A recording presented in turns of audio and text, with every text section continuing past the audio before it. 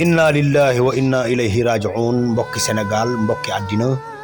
ñu ngi leen di tàggee sunu maam sunu baay Mbër Mbuub mi nag gisoon ngeen ma dem seeti ko moom mooy histoire boobu nga xamante ni taalibi Serigne Bamba Xaadimu Rasuul la woon waaye moo daje woon ak Cheikh Seydil Hadji Malick mu ñaanal ko yàlla def bi may waxtaan ak moom mu amoon 127 ans tey jii la faatu mbokk yi ñu ngi leen koy tàggee di ko ñaanal yàlla na ko ñaar ñi mu gënoon sopp bi Serigne Bamba Xaadimu Rasuul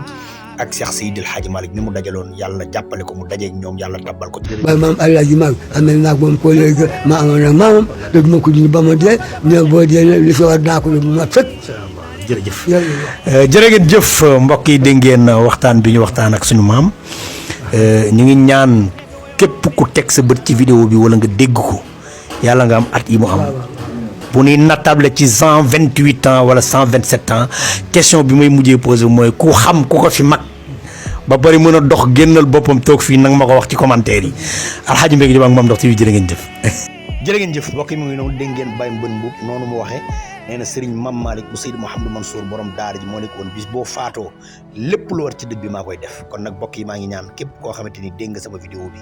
na nga fexe ba Baye Mame Malick si bu Serigne Mansour borom daara ji jot ci tabarakallahu soppeem la woon xaritam la woon léppam la woon